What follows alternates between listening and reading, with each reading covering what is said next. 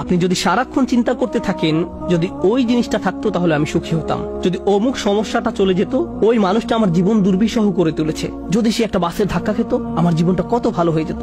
প্রতিবার বাস দেখলেই আমি এই দোয়া করি। আমরা সব সময় নিজেদেরকে একথা বলে বুঝাই যদি অমুক মানুষটি বা অমুক সমস্যাটি জীবন থেকে চলে যেত তাহলে জীবন কত সুন্দর হয়ে যেত, অথবা যদি অমুক দুঃখটি দূর হয়ে যেত তাহলে সবকিছু পারফেক্ট হয়ে যেত। যদি মানুষের পরিবর্তন হতো, যদি পরিস্থিতির পরিবর্তন হতো, যদি পরিবেশের পরিবর্তন হতো, আমরা এভাবে ভাবতে থাকি সবকিছুর পরিবর্তন হলে জীবন সুন্দর হয়ে যেত, তাহলে আমাকে আর দুর্বল থাকতে হতো না। আমরা ভোগের উপর ভোগ করতে থাকি আর এতে পুরোপুরি আচ্ছন্ন হয়ে পড়ি। আর আল্লাহ আজ্জা জাল্লা বর্ণনা করছেন, জানো তুমি কত দুর্বল? তুমি একটি মাছির চেয়েও দুর্বল। দুআফাত তালিব ওয়াল মাতলুব। যখন তিনি এভাবে বলছেন আমি আপনি মজ্জাগতভাবে অবিশ্বাস্যভাবে কতটা দুর্বল, একটু চিন্তা করে দেখুন। আপনাদের প্রত্যেকের মাথায় বিভিন্ন জিনিসের চিন্তা আছে প্রতিদিন। আমরা এখন রোজা রাখছি, নামাজ পড়ছি, আর আলহামদুলিল্লাহ নামাজ পড়ার সময় আমরা মনোযোগ ধরে রাখার চেষ্টা করি, কিন্তু এর বাইরে আপনার মাথায় কোন চিন্তা ঘুরঘুর করে? আপনি কি নিয়ে উদ্বিগ্ন থাকেন? আপনি কি নিয়ে চিন্তা করেন? কোন চিন্তাটি আপনার মাথায় সারাক্ষণ ঘুরতে থাকে? কোন জিনিসটির ব্যাপারে ভাবেন এটা যদি থাকতো, আর কোন জিনিসটির ব্যাপারে ভাবেন যদি এটা না থাকতো?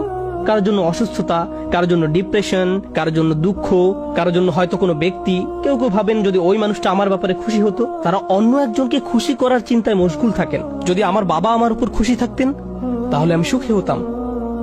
কিন্তু আপনার বাবাও তো একজন মানুষ, তিনি যদি আজ খুশি হয়েও থাকেন কাল হয়তো তার জীবন শেষ হয়ে যেতে পারে। তারপর আপনি কি করবেন? এরপর আপনি কোথায় দাঁড়াবেন? সুতরাং আমি আর আপনি এভাবে এসব জিনিসের পেছনে ছুটতে থাকি। আর এর পরের আয়াতে আল্লাহ আজ্জা ওয়া জাল্লা বলেন, মা কদারুল্লাহ হাক্কা কদরিহি, তারা আল্লাহকে যথাযথ মর্যাদা দেয় না। ইন্নাল্লাহা কাউইয়ুন আজিজ, নিশ্চয়ই আল্লাহ শক্তিধর, মহাপরাক্রমশালী। তুমি দুর্বল কিন্তু আল্লাহ সর্বশক্তিমান। তিনি আরো বলেন, তোমরা আল্লাহকে যথাযথ মর্যাদা প্রদান করনি। জানেন তিনি আমাকে আপনাকে কি বলছেন? তিনি বলছেন তোমরা বিভিন্ন জিনিসের পেছনে ছুটবে, তোমরা বিভিন্ন মানুষের পেছনে ছুটবে, তোমরা এই দুনিয়ার যত কিছুর পেছনেই ছুটো না কেন এর প্রতিটি জিনিসের একদিন সমাপ্তি হবে। এর প্রতিটি জিনিস দুর্বল। এই কারণে তুমিও দুর্বল হয়ে পড়েছো। এই জন্য তুমি বারবার দুঃখ ভারাক্রান্ত হয়ে পড়ছো। ফলশ্রুতিতে তুমি বারবার ক্ষতির সম্মুখীন হচ্ছ। কিন্তু শেষবারের মতো যখন তুমি এই সিদ্ধান্ত গ্রহণ করবে তোমার যত চাওয়া পাওয়া আছে তার মাঝে সবচেয়ে বড় চাওয়া পাওয়া হলো তোমার মালিককে খুশি করা, যখন তুমি সবকিছুর উপরে আল্লাহর সন্তুষ্টিকে প্রাধান্য দাও, যখন তুমি সত্যিকার অর্থে তোমার অন্তর থেকে এটা করতে পারবে, একমাত্র তখনই, যেহেতু তিনি শক্তিধর। জানেন আল্লাহ এইমাত্র আমাদের শেখালেন যখন তুমি দুর্বল কাউকে পেতে চাও তখন তুমিও দুর্বল হয়ে পড়ো, কিন্তু তুমি যদি আল্লাহকে চাও যিনি শক্তিধর এবং মহাপরাক্রমশালী, তাহলে এটা তোমাকে কেমন করে তুলবে? এটা তোমাকেও শক্তিশালী করে তুলবে। আর যখন তুমি শক্তিশালী হয়ে উঠবে জীবনে বিভিন্ন জিনিস আসবে যাবে, কিন্তু তোমার শক্তিমত্তার কোনো কমতি হবে না। যে জিনিসের পেছনে তুমি ছুটছো তা ভেঙে পড়ার কারণে তখন তুমি আর ভেঙে পড়বে না, কারণ তুমি দুনিয়ার এসব তুচ্ছ জিনিসের চেয়েও অনেক অনেক উচ্চ একজনের সন্তুষ্টির অন্বেষণ করছো। আমি বলছি না যে আপনি এই দুনিয়ার কোনো কিছু চাইতে পারবেন না, কিন্তু আয়াতটি আমাদেরকে একটি ব্যাপারে শিক্ষা দিচ্ছে। আমরা যখন এসব পার্থিব বিষয় কামনা করব আমরা বুঝবো যে এগুলো দুর্বল। পার্থিব এসব বিষয় জীবনে আসবে যাবে, কিন্তু আমরা কখনো আল্লাহকে হারাতে পারবো না। লক্ষ্য করুন, মানব জাতির ব্যর্থতা হলো যখন তারা পার্থিব কোনো জিনিস পেতে ব্যর্থ হয় তারা আল্লাহকে ভুলে যায়। তাদের চাওয়া পাওয়ার জিনিসটি না পেলে তারা নামাজ পড়া ছেড়ে দেয়। তারা যা চায় তা যদি না পায় তারা এভাবে বলে, এভাবে দোয়া করার অর্থ কি? তারা যখন তাদের আকাঙ্ক্ষার বস্তুটি পায় না তখন দুঃখ হতাশা একেবারে ভেঙে পড়ে এবং বলে আমি তো আল্লাহর সাথে কথা বলার শক্তিও পাচ্ছি না। এমনটি ঘটার কারণ হলো সমস্যায় পড়ার পূর্বে আল্লাহর সাথে তাদের বন্ধন শক্তিশালী হয়ে ওঠেনি। যদি সে বন্ধনটি আগে থেকেই বর্তমান থাকতো, যেমন মূল যদি শক্তভাবে গাঁথা থাকে তাহলে ঝড় এলে এদিক ওদিক দুলতে থাকে, সম্পূর্ণ ভেঙে পড়ে না, মূলের উপর দাঁড়িয়ে থাকতো। আর ঝড় চলে গেলে আবার ফল দেয়া শুরু করতো। এরকম একটা উপমার কথা কোরআনে অন্যত্র এসেছে, আসলুহা সাবিত ওয়া ফারউহা ফিস সামা। লা ইলাহা ইল্লাল্লাহ হলো এমন একটা বৃক্ষের মতো যার শেকড় মাটিতে এবং শাখা আকাশে উত্থিত। এটাই ঈমানের শক্তি।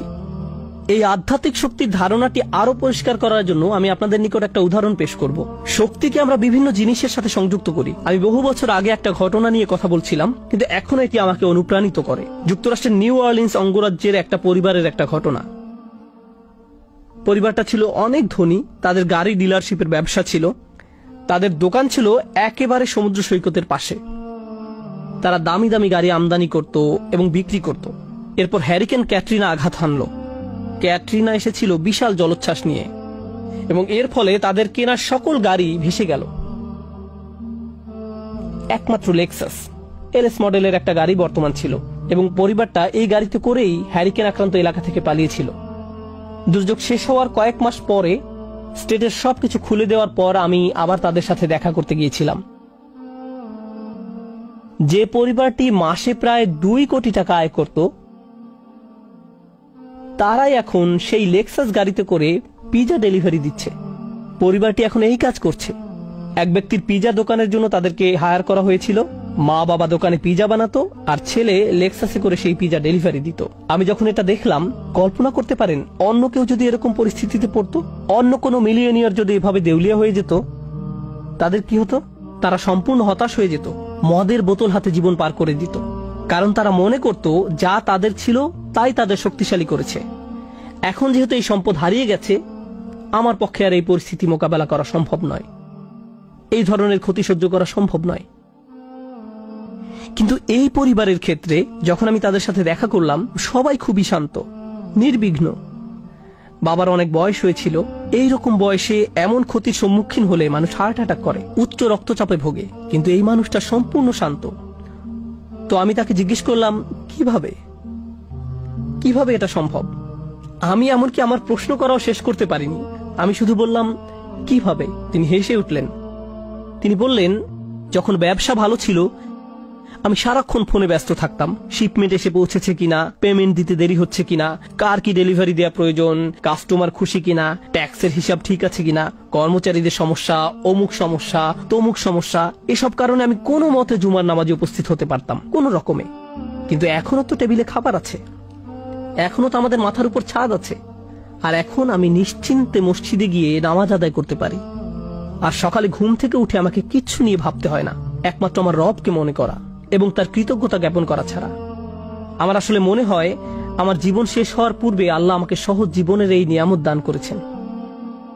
সেই বাবা এটাই বলেছিলেন, কোন সাধারণ মানুষের পক্ষে এভাবে কথা বলা সম্ভব নয়।